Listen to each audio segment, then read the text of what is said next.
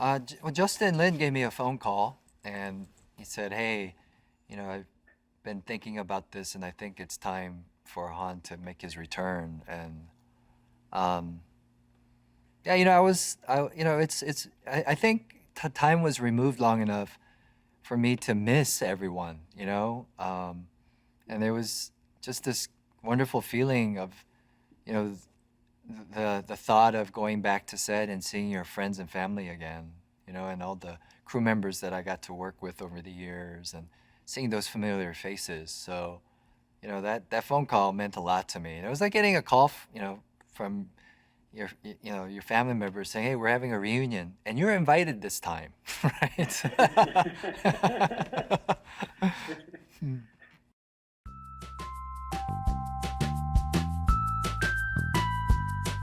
Oh yeah, because I'm a fan. Ever since Fast One, came out, I've been a fan of the franchise. So, I think it's important to, you know, keep track of all the movies that are coming out, even if you're not in it, because then, it's a way to see your old buddies on screen, and how some of them got a little older and wiser. So yeah. Yeah.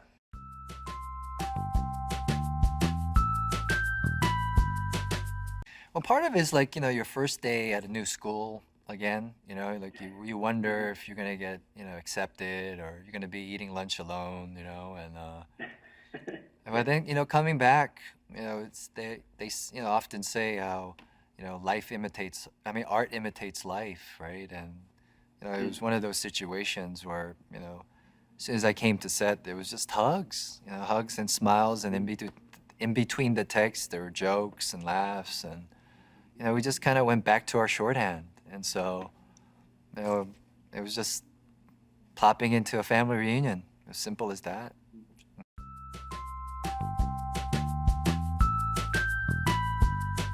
Well, I think if you talk to any actor that's worked with Justin, over a course of time, a significant chunk of time, I think each actor develops a shorthand with them because it's pretty simple. It's like developing a shorthand with your coach, If you played sports and you're on a soccer team or basketball team, and you have a really good coach that you care about and respect, and he cares about his players and respects his players, you're going to build a shorthand.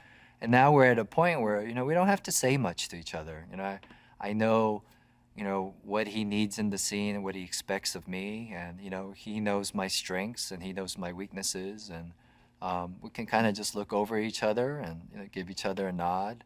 Or if nothing's said, that means that, we're busy. We gotta get going. We don't need to be, patting each other on the back, So, yeah.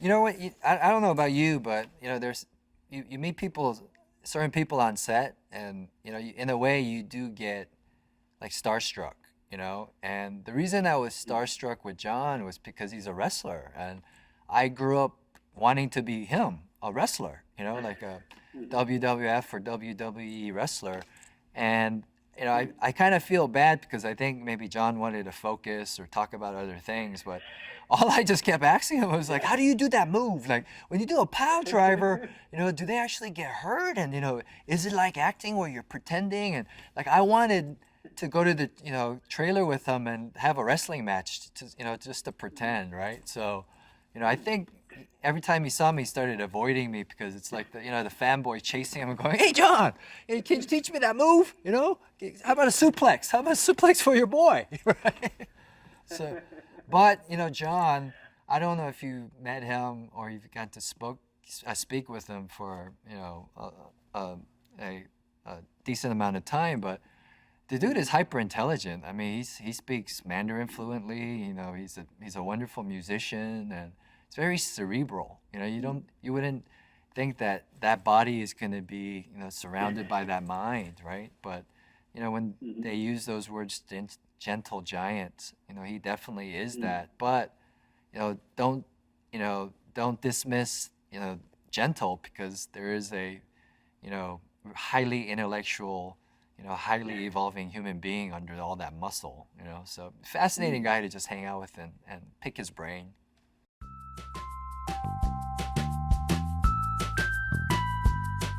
I heard that Francis Nagano was going to be, in a scene, and we were going to be in the scene together, and it was going to be a fight scene. And I'm a fan of USC, and the idea of getting to work with a real fighter and watching him work and learning from him, was super exciting for me. It's like usually Han is a driver, and he's the quiet spoken ladies man, if you will.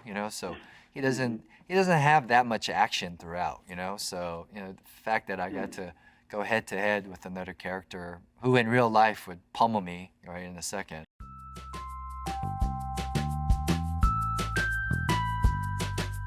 I guess I would start that answer of, what has been like a leader on set, right?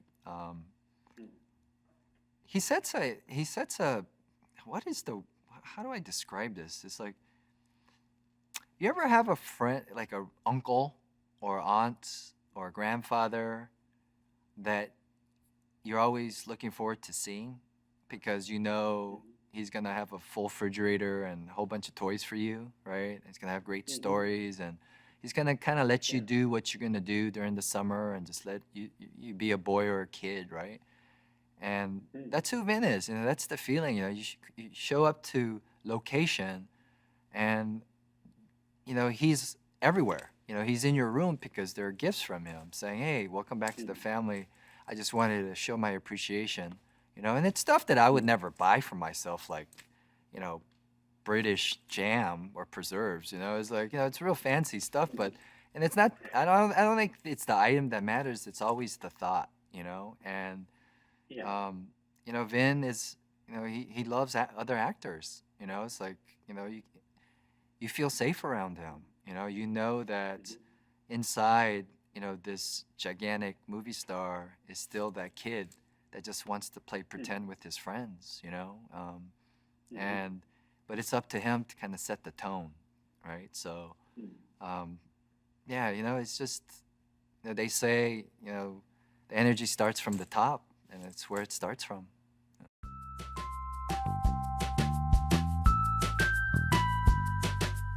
This time in particular, I personally didn't get to travel that much outside of London. And that was enough for me because you can walk around London all day and keep yourself busy. The museums are free, the culture is on every corner. You can, jump into a London cabbie and get the history of the town. And, the amount of respect I even, learned from the cabbies, of like what they had to go through to get their license was, it's pretty amazing. So the city itself has so much to offer.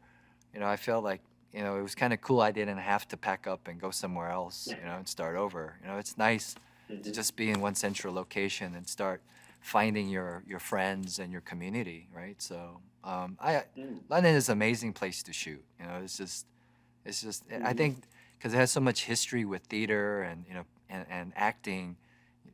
As an actor, it just feels safe. I don't have to justify my existence there. You go, hey, what do you do? You're an actor. Well, that's great. You want to go to the pub, right? That's it.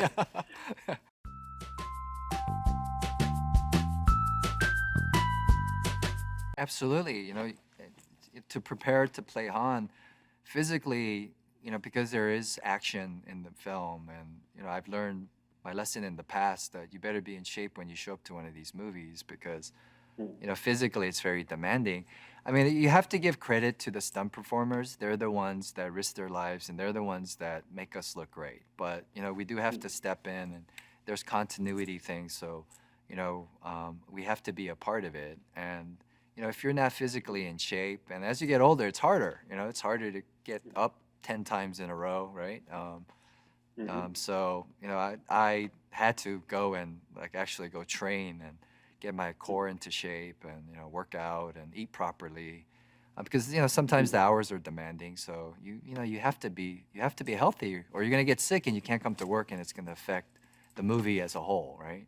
And then on a psychological level, I think just like any role an actor takes on, it's so different from who you are. Justin says it all the time that I'm so different from Han in real life. Sung is not even close to that guy. You know, his swagger and his self-esteem, all of that is completely contrary to me. You know, Yeah. and so I have to go psychologically find the center again, and I have to figure Mm, out why this guy exists in this world and how am I able to keep him upright. So. mm, Um, mhm. but it's much easier after you play the role a few years, and then you're with the same people, and you have a director that really understands the character. So even when you kind of Mm. get a little lost, there's enough people on set to, to find that road back. So.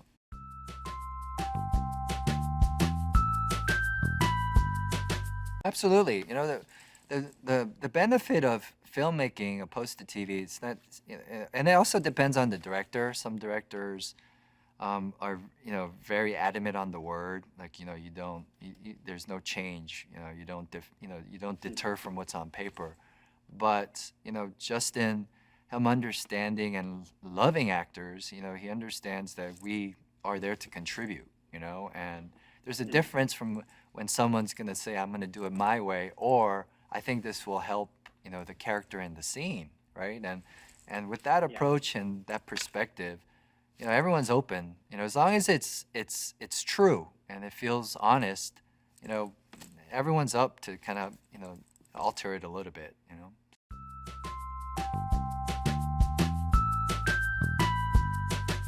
I don't worry about it because there's to me, I don't think people just show up for the action. That's a part of it, and it is a Fast and Furious movie, so there are going to be certain things that you expect. That's like ordering a avocado toast. You expect toast and avocado at least, right? You would Mm. hope, right? I Yeah. would Yeah. hope, right? But if they're gonna put some, put some, truffle oil on it or truffles on it, some, maybe a slice of tomato. Hey, I don't mind, right? Mm. But Mhm. uh, I think, at the core of it, the reason I don't worry about it and the reason I think that the fans will keep coming back, as long as the right people are in control of this franchise, is that it's that ongoing theme of family. That's something that I don't Mm. think you have to up. I think you have to just revisit and you have to just find the truth in it. And Mm. sometimes family drama is so mundane, but then when you shoot it a certain way, it's more exciting than the action. you know Yeah. there's right there are Yeah. more knives out within a family dinner Mhm. than in a Fast and Furious movie. Right. Yeah. So